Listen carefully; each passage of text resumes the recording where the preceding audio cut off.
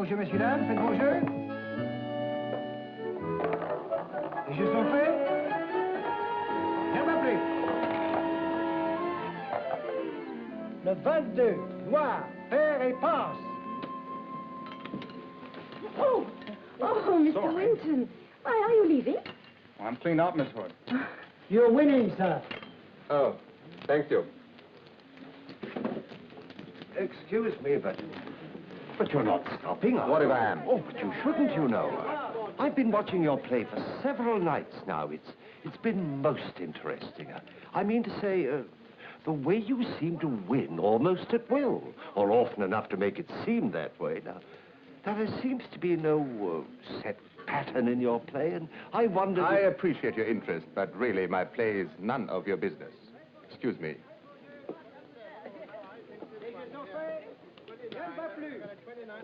Gin and French, please, Charles.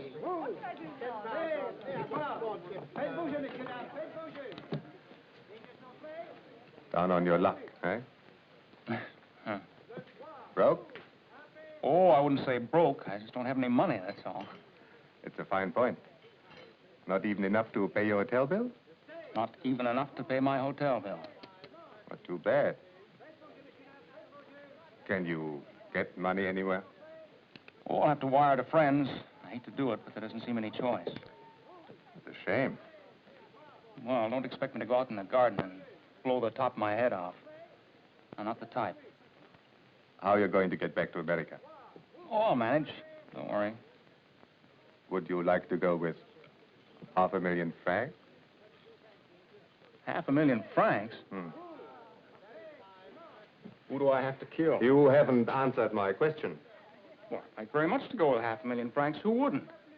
But not if it involves anything illegal and dirty. It's a simple business proposition, similar to the ones on which your great nation was founded. Let us say 800,000 francs. Well, what do you want me to do?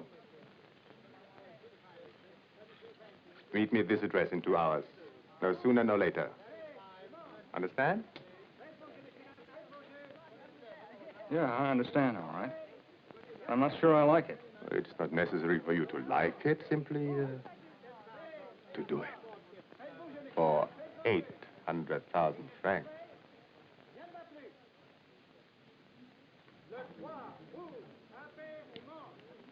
I'll do it. Good. Go back to your hotel, pack your bags, and be ready to leave tonight.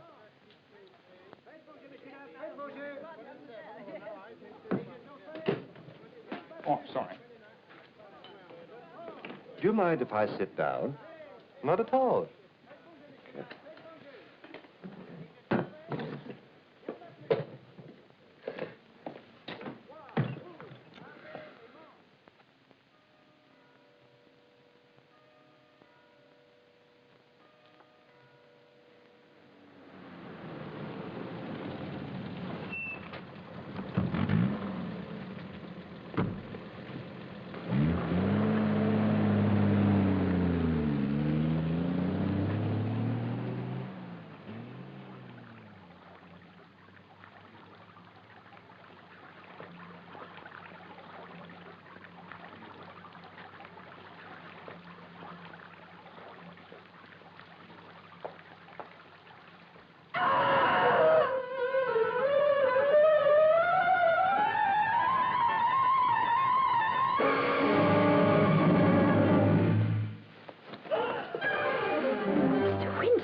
What's going on here? Something terrible, Dr. Ebert. Well, he was just standing by the door, and then I heard him cry out, and when I ran around the fountain, there he was lying with that knife in his back. I can't imagine what happened. What happened is very simple. He was stabbed in the back. Is he a friend of yours? No, I knew him by sight. Who are you? Gerald Winton. I'm a visitor here, a tourist. I saw this man go down the alley. He stepped behind that fountain, and then I heard him cry out, and when I ran around the fountain, he was lying, just like this. He had this wallet in his hand, and just as I picked it up, the door opened, and this young lady and the doctor appeared, and then you two. Did you see anyone run away? Well, there wasn't anyone here. Just the two of us. But what are you doing here? Well, Miss Hood, did anyone go in that door? No. No, I heard a cry, opened the door, and there you all were. Dr. Ebert, will you call headquarters? Yes, I will. You had better come with us. But I tell you, I don't even know the man. Come on, what's the matter with you? Take your hands off me.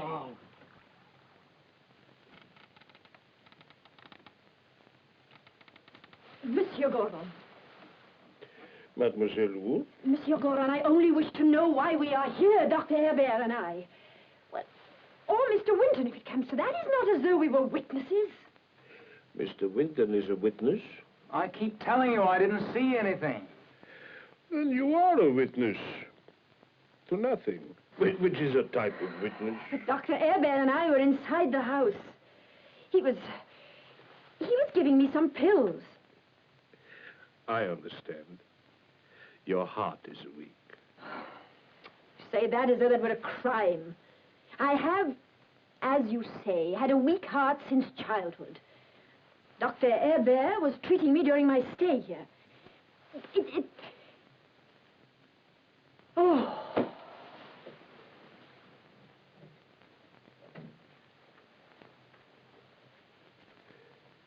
Dr. Hebert? The young lady is quite right. Why are we being detained? A man was killed on your doorstep. You recollect? Am I to be held responsible for everything that happens outside my door? Now, this young man has told you a story tonight, which may or may not be true. If it is true, why this man... His name was Davos. Why Davos? If you'd have given my address, I can't imagine.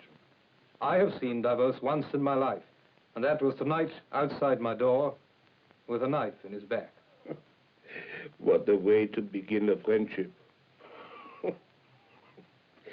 Mr. Winton, you tell me, who did the stabbing? I don't know. But there was no one in the alley, I'll swear to that. There was someone in the alley. Who? You. But I didn't kill him. But that's ridiculous. Why should I kill anyone? You don't really think that Pardon me, I do think. Consider these appearances. You had lost heavily at the tables. You were behind with your bill at the hotel. You claimed that Monsieur Davos asked you to the home of Dr. Hebert. According to Dr. Hebert, Monsieur Davos was unknown to him. You claimed that Monsieur Davos offered you 800,000 francs for some mysterious piece of business which you had volunteered to do, and about which you now say you know nothing. Hello. And then, unhappily, Monsieur Davos is stabbed in the back with a knife. And a few seconds later, you are found standing over his body, holding a large sum of money. Hello. Nobody could have run out of the alley because the gendarmes were there. Nobody could have run into Dr. Hebert's house because Dr. Hebert and Mademoiselle Hood were just coming out. So you see, I do think. In face of these facts, what does your type of logic force you to conclude, Mr. Winton? I don't know. But I didn't do it. I could never do such a thing. I wish I could believe that. Wait. I have a witness. A witness to the murder? No, to my arrangement with Davos. I don't know his name, but he's sure to be still at the casino. He's there every night. If you take me there, you'll see that I'm telling the truth. So you want to go to the casino? I've got to. I can prove my innocence. Oh, well, I detest moving, but I also detest lies. You may go. Mademoiselle Wood? Mademoiselle will not leave town without first reporting to me.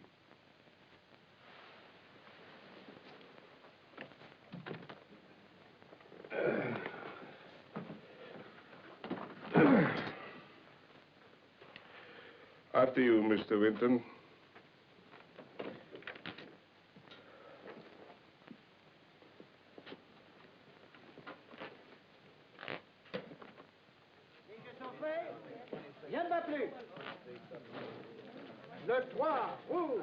Wait here. Well, do you see him? Just a minute. There he is. Well, That one with the eye patch. Well, what's the matter? What are you laughing at? well, you could not have picked yourself a better witness. Come, we shall examine him. Oh, Goron! Away from your desk? The occasion can only be amorous or murderous. The latter, I'm afraid. You know this gentleman? Well, only by sight. I told you he was... I know what you told me, but now I shall tell you.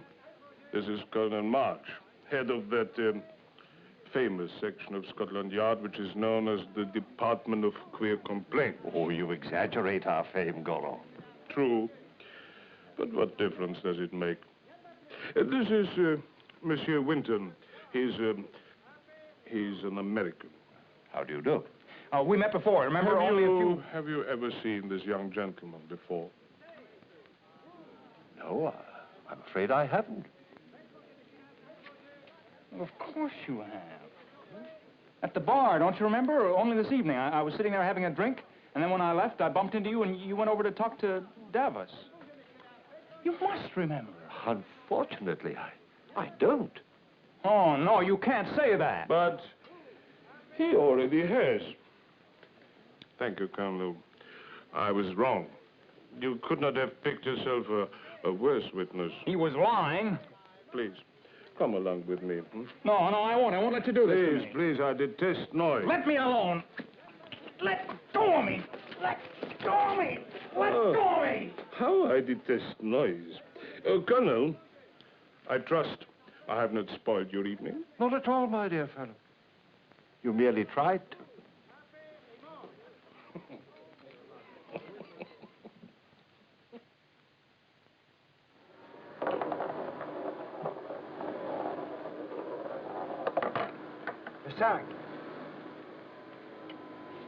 Good morning, Goron. Your case must be incredibly difficult to keep you on your feet like this. Well, it's just like any other case. It's a mixture of clarity and bewilderment. How's our young friend? Safely locked up? Safe enough. I only wish he were in some other jail. He's incapable of speaking below a shout. My dear fellow, careful. No. Business or pleasure? A little of both.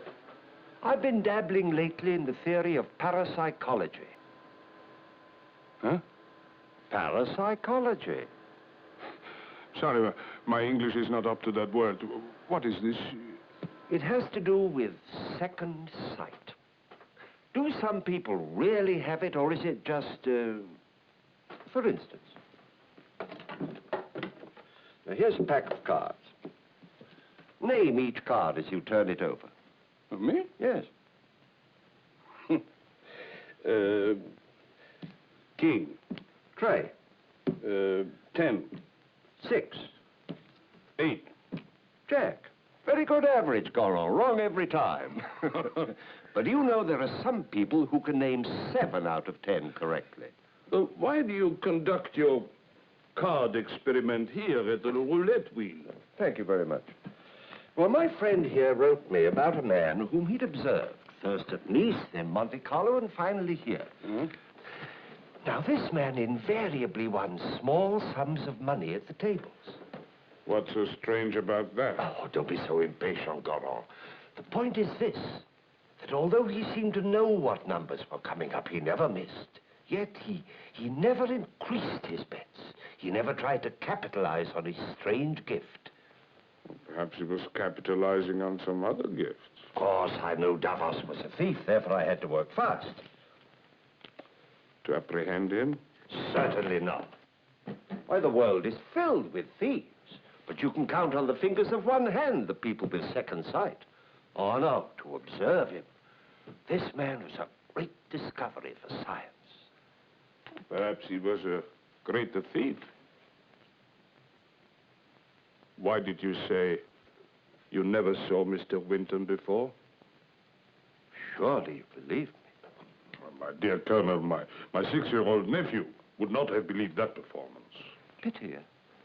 I thought it was rather good myself. Why do you deny seeing him and Davos?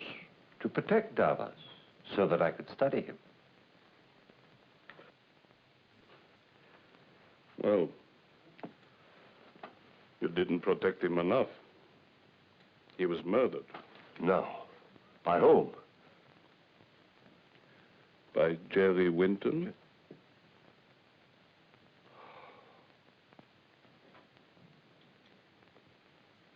Why should I help you when you made me into a liar? I've already told you. I saw you with that thief Davos, and I thought you'd be safer in jail. Now, you tell me exactly what happened in that alleyway, or I'll leave you to stew on Devil's Island. Well, when I went into the alleyway, the spray of the fountain was between Davos and me. He gave a terrible scream and pitched forward on his head. You're sure there was nobody else in the alleyway? Absolutely. Tell me, Goron.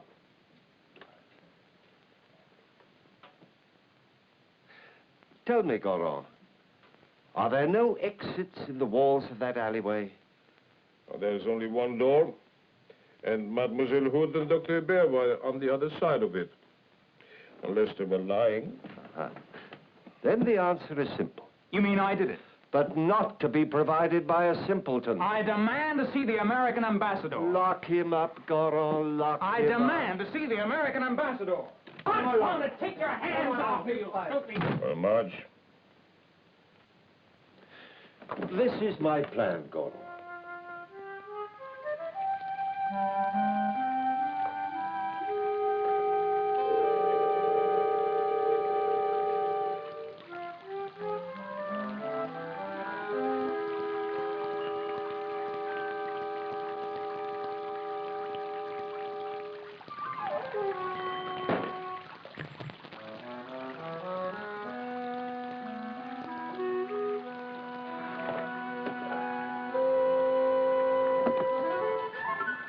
You knocked? Yes, I suddenly felt rather ill, and I wondered if... Come in. Come in.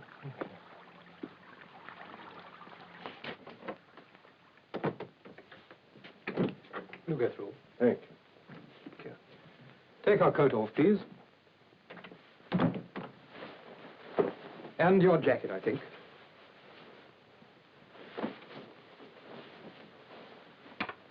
Thank you.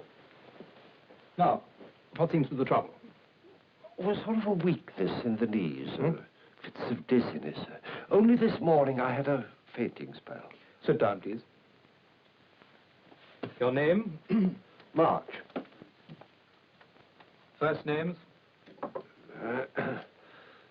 Percival Clovis Adelbert. Occupation?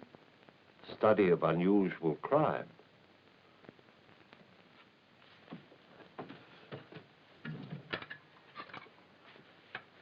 Put your arm across this chair, will you?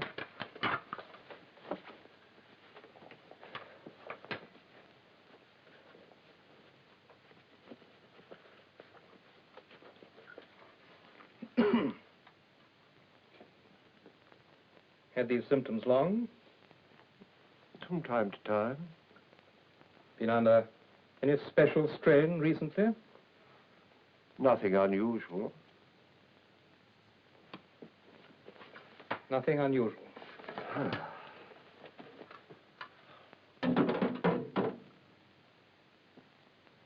We'll put this on again now. Thank you.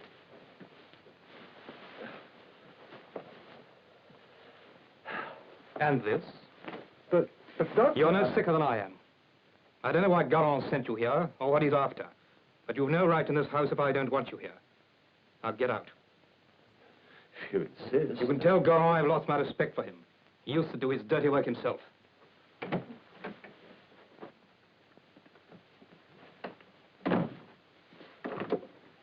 As for you, I advise you to take some lessons in your profession.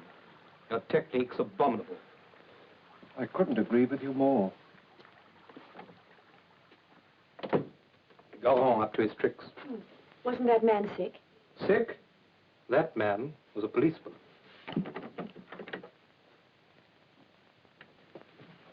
I suppose you'll be leaving us in a few days. Well, if I'm permitted. There'll be no trouble about that. Thank you. Have I got your address where I can always get in touch with you? Yes, yes, you have.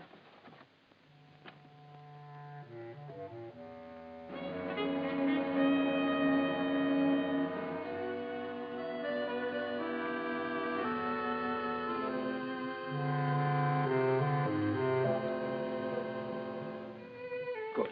You know, it's awfully kind of you to take this trouble. I'm a doctor. Now, here is a medicine that I want you to take, but not until at least 3 days after you get back. By that time, the other treatment I've given you will have worn off. Well, would it hurt if I take one, just in case of an attack? In case of an attack, take one of the powders I gave you, not, on no account, one of those. Yeah. But you've nothing to worry about. Yours is not a serious condition. Thank you, Doctor.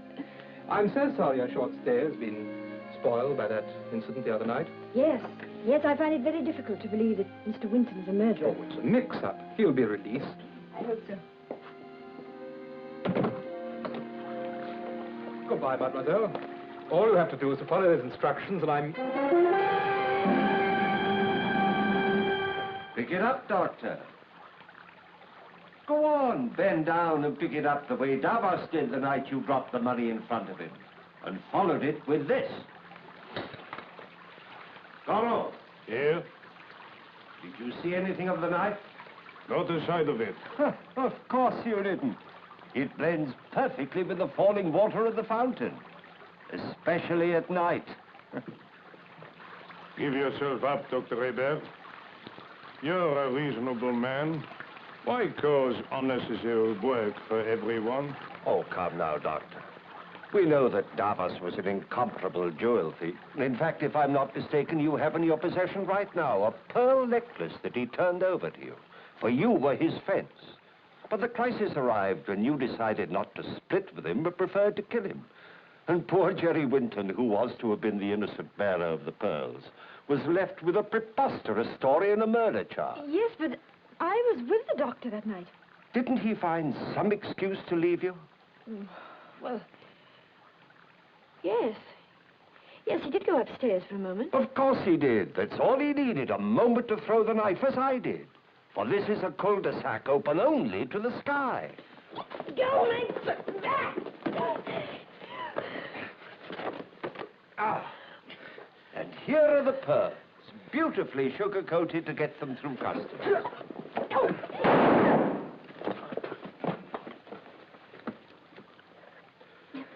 I detest shooting. It makes so much noise. You'll live, Dr. Hebert. If not long, long enough for Madame Guillotine. Mademoiselle Hould, if you go down to the prefecture, you'll find your noisy Mr. Winton there, still calling for the American ambassador. Please, take him out to dinner, at the expense and with the apologies of the French government.